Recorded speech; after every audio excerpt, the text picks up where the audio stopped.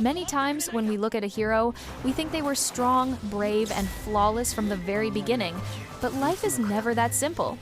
Zenitsu Agatsuma, one of the most important characters in the story, is exactly the opposite of that image.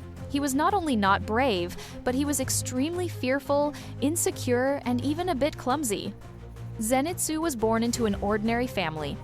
His mother named him Zenitsu, which has a meaning similar to someone born from a moment of brilliance. But the truth is, he faced hardships from a very young age. There isn't much information about the fate of his parents in the story, but it's clear that Zenitsu became alone early on and had no family to support him. From childhood, he was someone who got scared very easily. Thunder and lightning, shadows, darkness, and even loud voices would make his heart tremble. This caused the children around him to always tease him.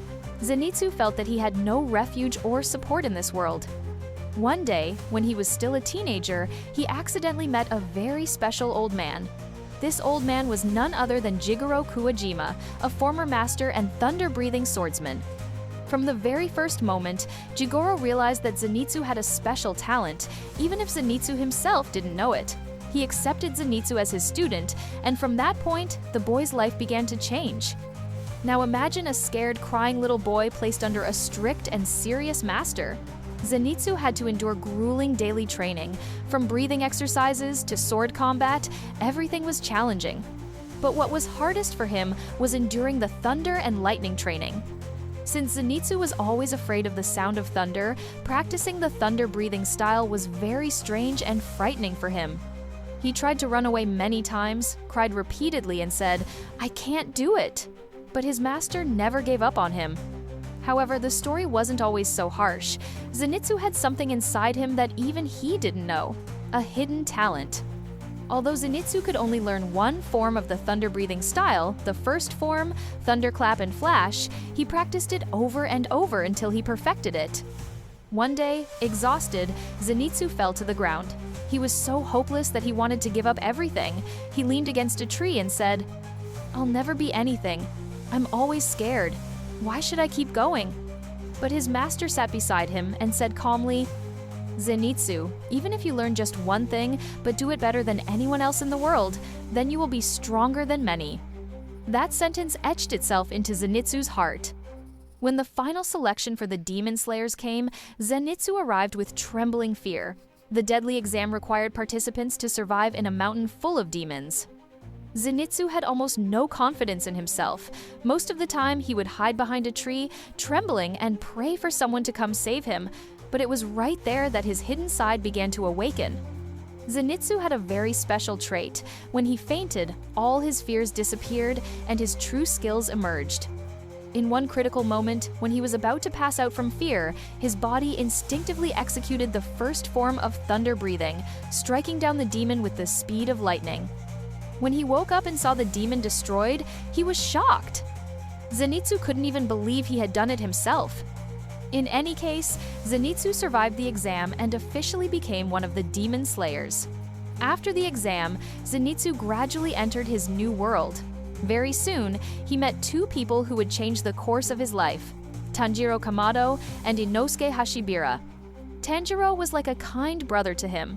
Whenever Zenitsu was scared or complaining, Tanjiro would calmly help him with a smile. Zenitsu often felt jealous of Tanjiro's bravery and kindness, but deep down he admired him. Inosuke, on the other hand, was wild and reckless and drove Zenitsu crazy. They were always fighting. Zenitsu would say, "You're so violent and wild," and Inosuke would retort, "You're a coward. How are you still alive?" The three of them formed a very interesting group, each with completely different personalities. Now let's move on to one of the funniest parts of the story, Zenitsu's love for Nezuko. When he first saw Nezuko, it was as if the world stopped for him. She was a beautiful girl who was also a demon, but her gaze was full of innocence. Zenitsu fell in love instantly. From that moment on, wherever Nezuko was, Zenitsu shined. He was willing to do anything to protect her. Even his bravest moments usually happened when Nezuko's safety was at stake. This love was always funny and amusing because Zenitsu exaggerated everything. He would kneel in front of Tanjiro, cry and shout, "Please let me marry your sister." But behind all the humor, there was a deep truth. Nezuko gave Zenitsu hope for life. Being a demon slayer meant constant battle, blood, and fear. Zenitsu had to face terrifying demons again and again. The Drum House. This was where Zenitsu first demonstrated the power that emerged when he fainted. Mount Natagumo, Spider Mountain. One of the most important moments for Zenitsu. There, he faced the spider demon family. Zenitsu was full of fear, but when he was bitten and about to turn into a demon himself, his true power was unleashed in the unconscious state. With only the first form of thunder breathing now perfected, he destroyed the demons. This scene showed that Zenitsu may appear cowardly outwardly, but inside, he was a hero. Gradually, Zenitsu learned to live with his fears. He couldn't always be as brave as Tanjiro, but he understood that courage means continuing despite being scared. In the final battles against Muzan and the 12 Kizuki, Zenitsu reached the peak of his growth. He was no longer just a scared boy. He even invented a new form for thunder breathing, 7th form, Godspeed Thunder. This technique showed that Zenitsu had finally accepted himself and transcended his status as a mere student. In these battles, Zenitsu fought bravely, stayed by his friend's side, and played a crucial role in the final victory. After Muzan was destroyed and the war ended, peaceful days finally arrived. Zenitsu could breathe easily. And yes! The best news for him was that his love bore fruit. Zenitsu and Nezuko got married. They began a new life together, and Zenitsu, who once feared everything, now had a family, true love, and peace. Zenitsu is a very special character. He teaches us that even if you're cowardly, even if you lack self-confidence, you can, through effort, good friends, and faith in something small, become a hero no one ever imagined.